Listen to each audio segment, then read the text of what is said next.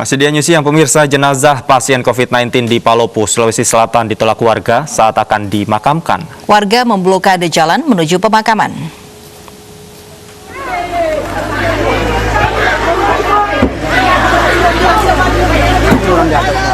Jenazah almarhum Kamaludin, salah satu ASN di Palopo, Sulawesi Selatan, mendapat penolakan saat akan dimakamkan di pemakaman keluarga. Almarhum yang diambil keluarga di Rumah Sakit Mega Buana Palopo sempat terkatung-katung setelah akses menuju pemakaman keluarga diblokade warga sekitar. Mirisnya lagi, tidak satupun petugas gugus COVID-19 dengan APD lengkap yang mendampingi jenazah. Bahkan jenazah dibawa menggunakan mobil minibus tanpa protokol COVID-19. Saat kondisi kian memanas, polisi kemudian meminta tim gugus COVID-19 Palopo untuk mengambil alih proses pemakaman. Sudah kesana saja kan.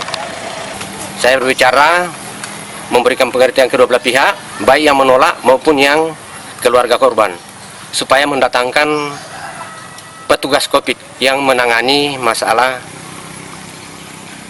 kesehatan ini, yaitu hasil daripada pemeriksaan kesehatan. Kemudian petugas COVID ini, yaitu gugus ini, tidak sempat ke lokasi. Kemudian foto kemudian dikirimkan Pak Lurah.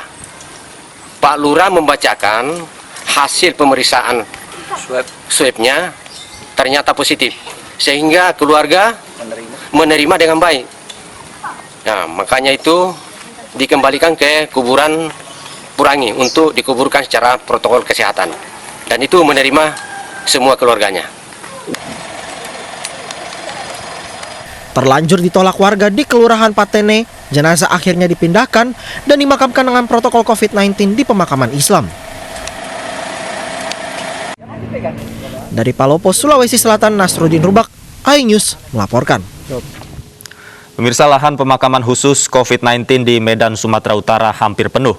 Kini lahan makam yang tersisa hanya cukup untuk menampung 100 makam saja.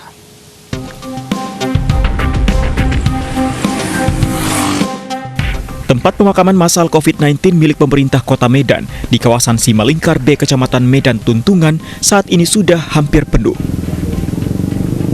Dari 2 hektar lahan pemakaman COVID yang disediakan pemerintah Kota Medan, 1,5 hektarnya kini sudah terpakai dan berisi 650 makam. Kini lahan yang tersisa hanya sekitar 450 meter persegi yang hanya akan cukup menampung 100 jenazah COVID-19. Sehingga diperkirakan tinggal 100 makam lagi bisa dipakai. Karena dengan kondisi seperti ini, itu pun ada yang sekitar 400 meter persegi itu kondisinya pun dalam keadaan kurang baik juga sebetulnya. Tapi kalau untuk dimanfaatkan masih bisa kita manfaatkan.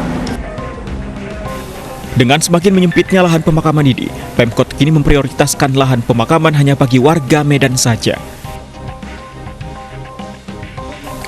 Jika kasus COVID-19 semakin meningkat, kemungkinan untuk 1 bulan ke depan, lahan pemakaman ini akan penuh. Dari Medan, Sumatera Utara, Said Ilham, iNews melaporkan. Di ibu kota, 2 hektar lahan di TPU Rorotan Cilincing, Jakarta Utara disiapkan untuk menjadi lokasi makam khusus kasus terkait COVID-19. Proses pengerukan lahan terus dikerjakan meski menemui sejumlah kendala. Lahan dengan luas mencapai 2 hektar di TPU Rorotan Cilincing, Jakarta Utara disiapkan untuk menjadi lokasi makam khusus kasus terkait COVID-19. Pemprov DKI Jakarta mengerahkan 2 alat berat untuk mengeruk lahan. Sejumlah kendala menghambat proses persiapan terkait pengerukan lahan. Salah satunya, akses jalan yang berlumpur di musim hujan saat ini. Nantinya TPU Rorotan dapat menampung sekitar 6.000 petak makam.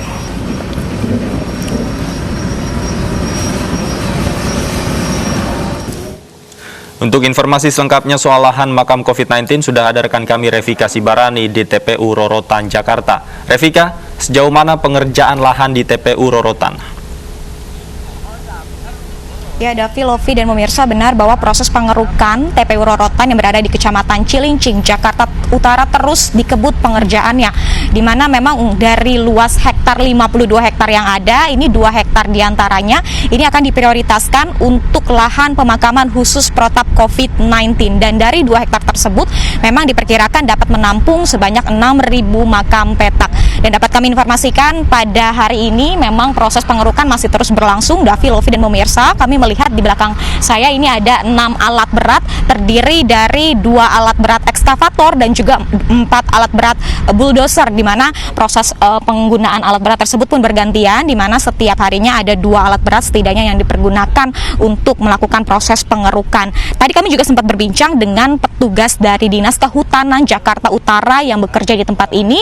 Mereka mengatakan di musim penghujan seperti saat ini memang menemukan sedikit hambatan, yakni akses jalan yang berlumpur ini akhirnya memperlambat proses pengerukan atau pengerjaan dari lahan untuk TPU Rorotan ini. Dapat kami informasikan pula pemirsa bahwa Pemprov DKI Jakarta memang mempersiapkan TPU Rorotan ini mengingat untuk TPU protap COVID-19 yang berada di Pondok Rangon, Jakarta Timur, dan juga TPU Tegal Alur, Jakarta Barat ini memang sudah hampir memenuhi kapasitas, sehingga akhirnya TPU ini proses pengerjaannya dipercepat. Dapat kami informasikan untuk targetnya sendiri memang masih belum bisa dipastikan, namun target awal adalah pada Januari 2021 secara khusus untuk 2 hektar dari TPU Rorotan ini akan dipergunakan untuk nantinya memakamkan jenazah protap COVID-19.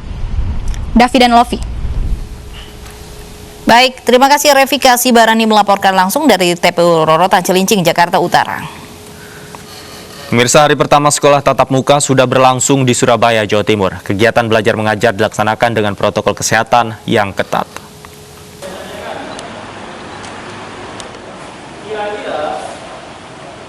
Sebanyak 14 sekolah di Surabaya menggelar uji coba pembelajaran tatap muka di sekolah. Seperti di SMP Negeri 1 Surabaya. Sebanyak 18 orang siswa dari 405 siswa kelas 9 mengikuti pembelajaran tatap muka. Dengan protokol kesehatan, memakai masker, menjaga jarak, dan mencuci tangan menjadi syarat utama mengikuti simulasi ini. Sementara bagi siswa yang tidak bisa mengikuti pembelajaran tatap muka, pihak sekolah menyiapkan sekolah secara daring. Kalau daring itu menurut saya sendiri kurang paham. Saya kurang paham dan bosan ya, pasti kita sebagai anak-anak yang hyperaktif atau gimana kan kita pasti merasakan bosan. Tapi kalau akhirnya saya memutuskan untuk sekolah langsung karena menurut saya jauh lebih paham. Di rumah secara online itu kan materinya kadang masuk otaknya agak kurang, tapi untuk sekarang alhamdulillah jadi lebih paham karena penjelasannya kan secara langsung, dan juga dari protokol-protokolnya itu kan di sekolah sangat ketat ya. Simulasi sekolah tatap muka ini menjadi bahan evaluasi sebelum pemerintah membuka serentak sekolah tatap muka pada Januari tahun depan. Oleh karena itu saat ini kita siapkan dengan cara simulasi dengan harapan kami mendapatkan gambaran yang utuh apabila nanti sekolah dibuka dalam masa pandemi. Dalam simulasi ini, Pemkot Surabaya mengerahkan tim asesmen dari Satgas COVID-19 untuk memantau secara langsung penerapan protokol kesehatan di sekolah. Dari Surabaya, Jawa Timur, Hari Tambayo, iNews melaporkan.